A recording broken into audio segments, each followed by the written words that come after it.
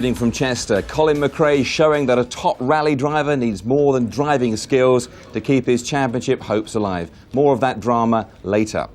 But this is how the overnight leaderboard looked. The Mitsubishis of Tommy Mäkinen and Kenneth Eriksson in first and second place. Crucially, McRae needing only to stay ahead of Carlos Sainz to take the world crown. 14 seconds up on his rival. Malcolm Wilson showing strongly in sixth place.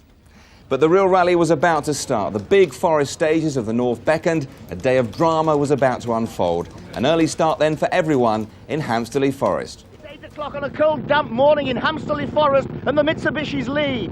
But Colin McRae and his many fans are not too unhappy because he's got a 14-second lead over Carlos Sainz. But if Carlos is going to keep the young Scot in his sights, this is surely the day he's got to attack. It was, however, Colin McRae who took the initiative, thrilling the spectators and widening the gap over his World Championship rival with a blistering performance over the 16.9-mile stage. He was nearly half a minute quicker than any of his rivals, and he reclaimed the overall lead in the rally, his average speed 70 miles per hour. There was no such joy for the man who began the day with an 11-second overall lead, Finland's Tommy Mäkinen.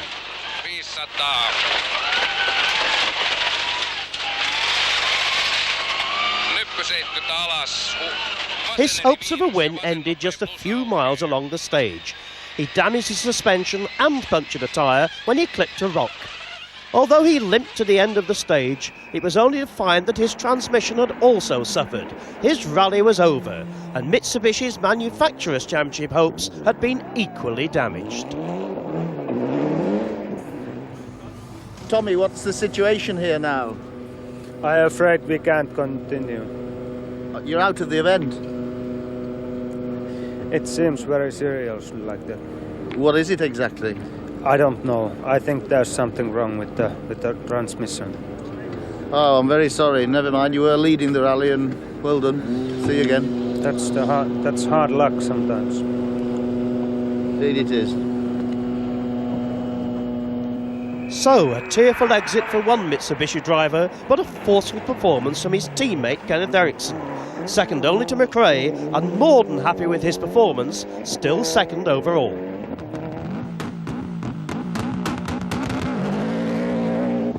All eyes were now on the other championship challenger, Carlos Sainz. He declared himself amazed at Colin's pace. He lost more ground on McRae, but was still third overall. Johnny Milner was still leading Group N, in 13th position. It wasn't such an unlucky 13th. He still hung on to a top 20 place, despite this Escort three-wheeler. And the Marshal found himself... So early disappointment for Mitsubishi. Now for the rally's biggest challenge, the 37-mile Pundershaw stage, the longest stage in world rallying. For Colin McRae and Carlos Sainz, it was to test their rallying expertise to the very limit. It looked like the ideal scenario for Colin McRae coming into the giant Pundershaw stage. He had a healthy 43-second lead over Carlos Sainz. But the Kielder curse struck, a puncture 12 miles in. He drove on with it, but then had to change his wheel because the tyre had come away from its rim. It lost him 2 vital minutes. By the time he reached Kielder services, he was taking it all philosophically, despite the obvious concern of the Subaru team. The damage was there for all to see. Normally, well, the last year Kielder was perfect for me. The year before I had a problem, but I mean, everyone always seems to have problems here. I think it's stages don't look so bad in the recce, but when you get there in the rally, they are quite difficult. They're very, very fast, very narrow roads with big ditches at the side. If you go a bit wide, then it's very easy to make a mistake. We hit a rock about 12 miles in. In fact, Kenneth hit the same rock and had a front puncture and stopped shortly after it and changed it. So it did drop us 2 minutes to Carlos, probably a bit more than that in reality, but we're 2 minutes behind Carlos on that stage. And this was the moment that McRae and Ringer decided to stop and do running repairs. Might as well stop early then if we're stopping. Go over there.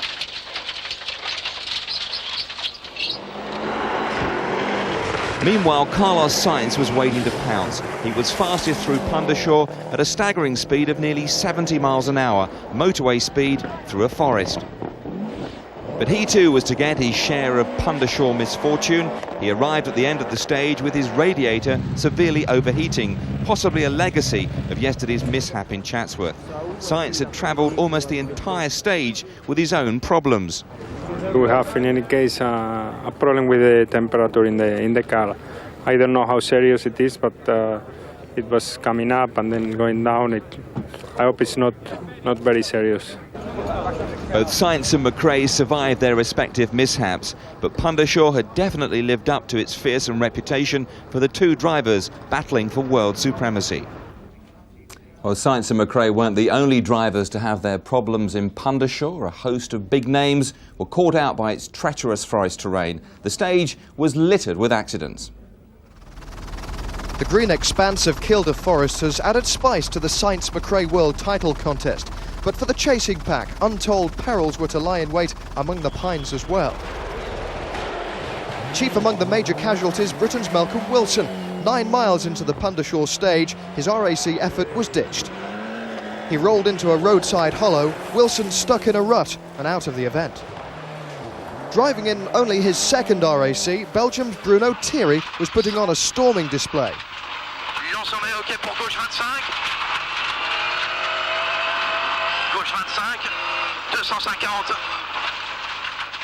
Thierry posted the 4th fastest time through Pundershaw, the last 20 kilometres without brakes.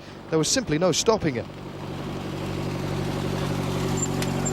Thierry was on fire today. Unfortunately, he quite literally was. Fire! Yes, yes!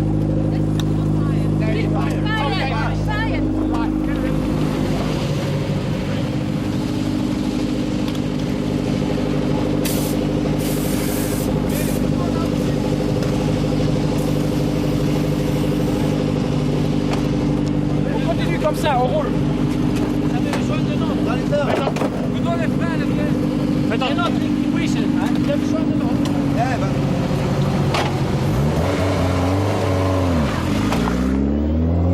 Bruno, what happened in there? Oh, I think it was a special stage. Very, very difficult for everybody. If you see Colin and Kenneth had a puncture, and we, after about 15-20 miles, we had no brakes on the rear.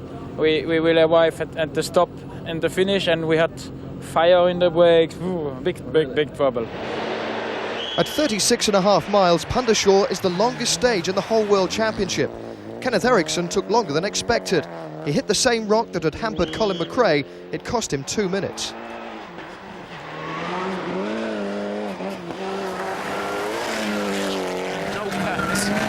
But it wasn't all gloom and doom. Kielder was kind to Welshman Gwyndaf Evans and Howard Davis.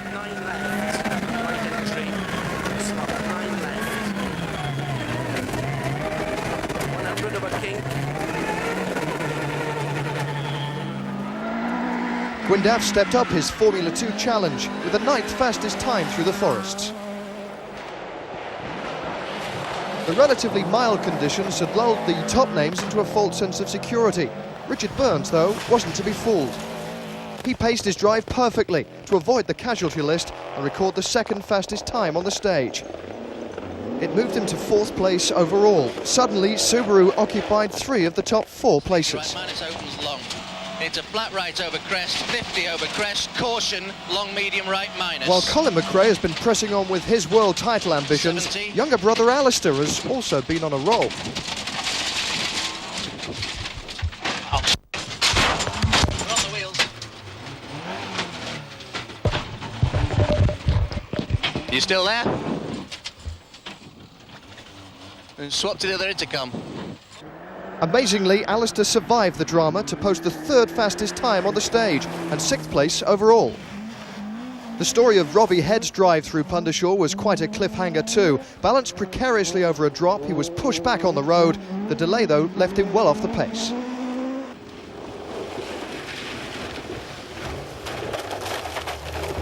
Once again, even on a clear day, Kielder had claimed its share of victims. Austrian Rudi Stoll was in good company. Well, a day certainly with drama there in Pundershaw, and this is how the leaderboard looked after that Pundershaw stage with all its incidents. Sainz now with a 1 minute 14 second lead over McRae. Ericsson now the sole Mitsubishi in third position, Burns fourth and Thierry fifth. A major setback then for Colin McRae, and there were more mishaps ahead. The punishment meted out to the leaders at Pundershaw set the stage for an epic duel between Sainz and McRae. The trial by Forest was far from over. The Bromley 11.45 mile stage threaded its way in and out of Scotland, and Scotland's hope didn't disappoint his supporters. Fastest overall, he clipped 11 seconds from Sainz's lead. The gap was now 1 minute 3 seconds. At Walkup, the only old Scottish stage, he once again set a patriotic pace. Fastest overall, but Carlos was only 4 seconds slower. The Kershaw stage, all 22.5 miles of it, started in Scotland and ended in England, a near disaster for McRae. He sustained a puncture 7 miles from the end and virtually battled on 3 wheels. Amazingly, he only dropped 2 seconds on Carlos, but the angst wasn't over. He had to do his own repairs. He may have used some unusual methods, but he did get to the next service halt.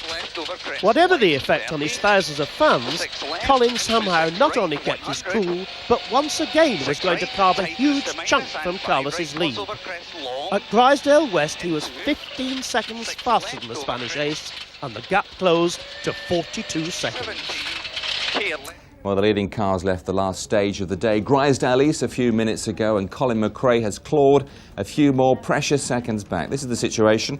He's 39 seconds behind Sainz, with exactly half of the rally's 28 stages now run. Ericsson third, and Burns a creditable fourth, just 5 seconds ahead of Bruno Thierry. Alistair McRae keeping up the family traditions in sixth position.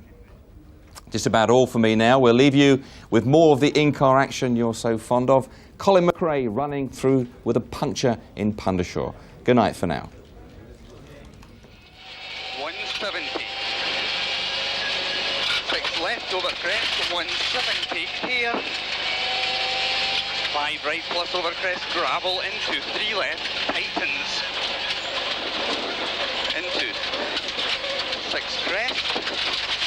Into 6 right, into 6 right. Nyppytäys 80, nyppytäys 150. Huomio lyhyt vasen nopea plus. Heti oikein nopea aukee. Ui, 300 pitkä oikee. Para derecha rápida menos menos, para izquierda rápido ojos de cierre y se abre. Acaba rasante.